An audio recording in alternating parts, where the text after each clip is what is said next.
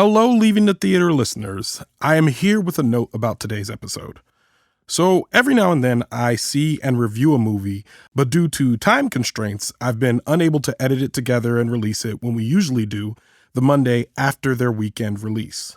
In trying to keep the show consistent, and this being a bit of a slow week in summer movie releases, there was an opportunity to reach back into the archives and give this episode some new life.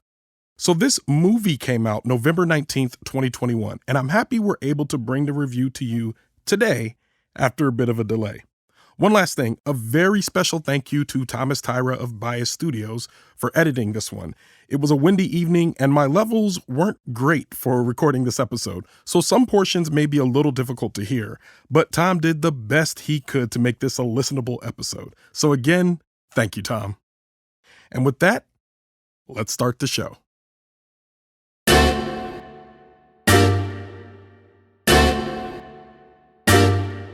In 1984, Dan Aykroyd and the late great Harold Ramis wrote a movie called Ghostbusters.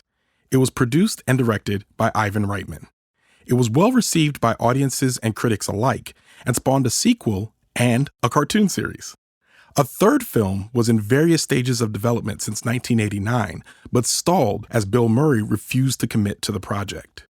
In 2016, a women-driven reboot of Ghostbusters was produced and released to mixed reviews amongst audiences and critics alike. Shortly after that, it was reported that Ivan Reitman's son, Jason Reitman, was working on another Ghostbusters film that would be set in the same universe as the original two films. Ghostbusters Afterlife was filmed in 2019 and was set to be released in 2020, but was delayed by the pandemic, until this year when it finally made its theater debut. I'm Ronald Young Jr., and I'm leaving the theater.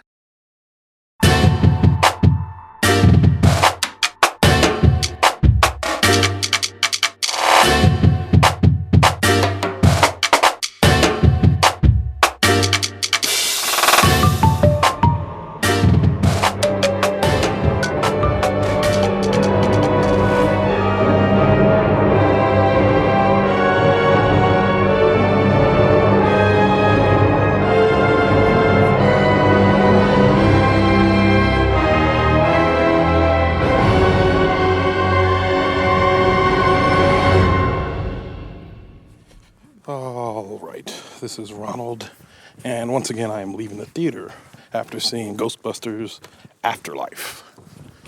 It's Ghostbusters Afterlife. Written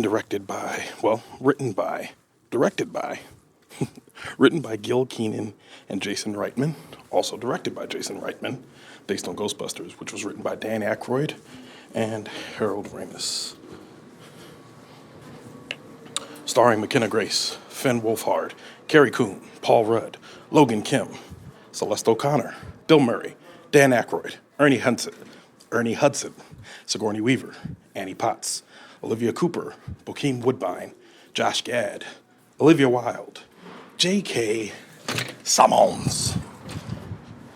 All right, so this Ghostbusters Afterlife was a movie that has been in the works for a very long time. People have been talking about making a Ghostbusters 3 for quite some time. And at the top, I believe I mentioned that Bill Murray was refusing to be in it. Then Harold Ramis dies, things go wrong, and then we get, I believe it was the 2016 version of, actually I can tell you, yeah, it's a 2016 women-driven reboot of Ghostbusters, which I liked. A lot of people did not like that movie. I like that movie. And actually, it's not a lot of people didn't like that movie. Loud people didn't like that movie. And I kind of think it hurt that movie in a way that didn't necessarily have to happen. I think it was a lot of misogyny-based opinions that people were saying about the movies. But other than that, I liked it. I thought it was funny. It had Melissa McCarthy. It had Kirsten Stewart. It had Kate McKinnon. It had Leslie. I am forgetting her last name. Y'all know who I'm talking. Leslie Jones. So, I liked it. This, on the other hand, is a direct continuation of the first two Ghostbusters movies. And obviously, there's a bit of nepotism going on in that you have Jason Reitman, who wrote the script and is now directing it. His father, Ivan Reitman, owns a production company, produced the first Ghostbusters movie, and is now producing this one as well. When this movie opens, I am struck by how 90s it is. And when I say that, I mean like everything from the scoring to the pacing to the small town mystery, people leaving New York to come to this small town, and all these mysterious happenings are going on, and they're finding all these things. You've seen a lot of things in the parts in the trailers. If you're interested in the Ghostbusters universe at all, if you watched the trailer, you kind of get the fact that this family moves into this house and they start uncovering all these things that are in the house. You see the ectomobile, you see the traps, the ghost detectors, all that stuff. They start running into that stuff inside the house. What I like about this is, like, as a person who loves 90s movies, and 90s movies are kind of where I like cut my teeth on like how to watch a movie, understanding pacing, understanding story.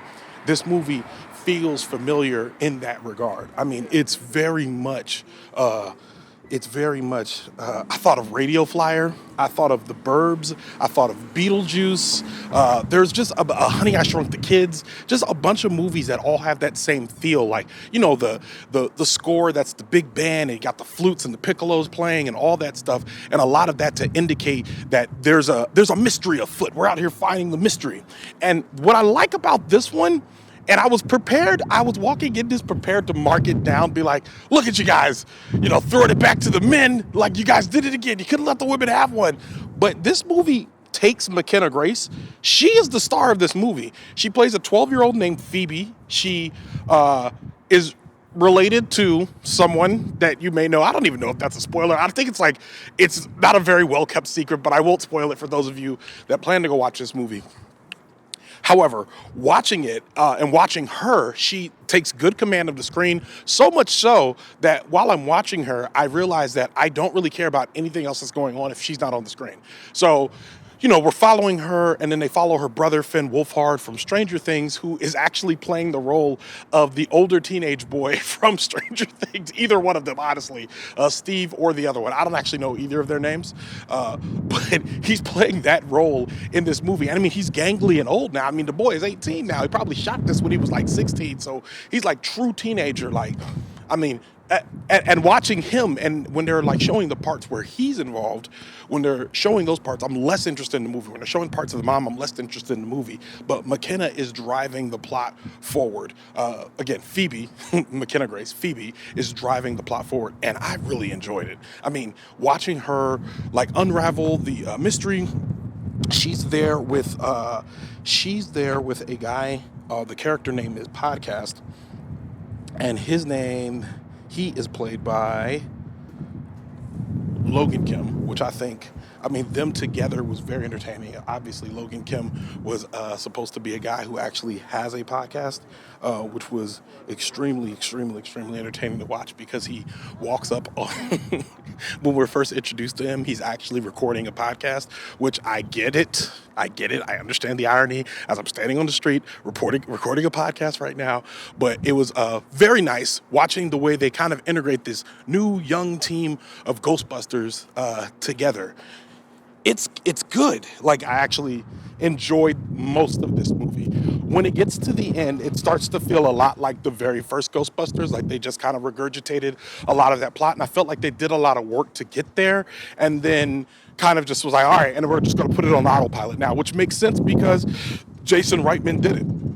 This is a man who has grown up with Ghostbusters in his life. So I don't think it's going to be hard for him to say, hey, we're just going to, you know, use a lot of the same elements, make the film, make one for the fans, you know? And I don't know. I wouldn't be surprised if he's fueled by some of the parts of the women-led Ghostbusters criticism, like coming along and making the movie like this. When I'm talking about this, I'm talking specifically about the third act. Now, I will say there was a scene in the third act that made me tear up. I mean, like, I teared up hard. I was like, oh no, I think I might actually cry.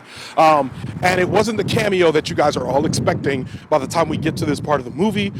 That cameo I thought was a bit contrived, and I'm going to say this without spoiling it. There's a couple of people that show up, and they show up seemingly right on time, and when I watched this, I thought it kind of hamstrung the movie because I'm like, oh, so these guys just get to sweep in and save the day after this girl and all her friends did all the work. The entire movie, they had their own plan, and now it doesn't work. And these three old people, and I'm not being ageist here, but I meant like these grown men come in and, okay, I don't want to spoil it, but you guys probably kind of get where I'm going. And again, it's a cameo that's like baked in. You already see the actors. You can see the cast of this movie. I'm not ruining anything. I'm just saying when it happens, I'm like, if you're going to do this, do a better job of it.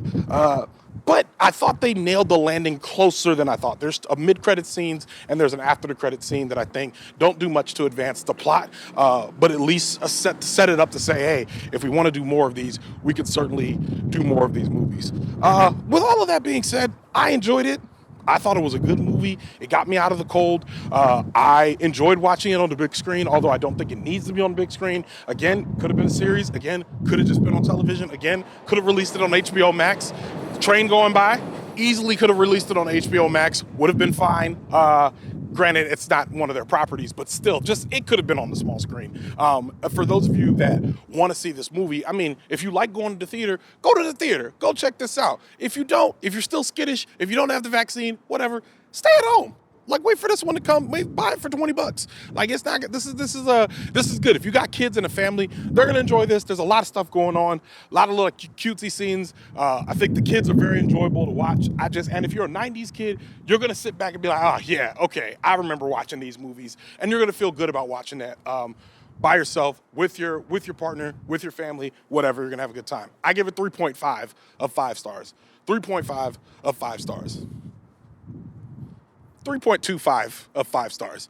I liked it. I liked it a lot. 3.25 of 5 stars. That's right. You guys saw that happen live right now. I just adjusted it right now. 3.25 of 5 stars. I'll watch another one if they make another one. I don't know if I'd take the trip to the theater, but I'd watch another one. Yeah. And with that, Leaving the Theater is a production of Oh It's Big Ron Studios. The show is mixed by Thomas Tyra of Bias Studios. Thank you, Tom. Show art from Katie Helm. Theme music by the mysterious Breakmaster Cylinder. To find out more information about Ghostbusters Afterlife, check our show notes for details. You can follow me on Twitter and Instagram at OHITSBigRon. That's at OHITSBIGRON.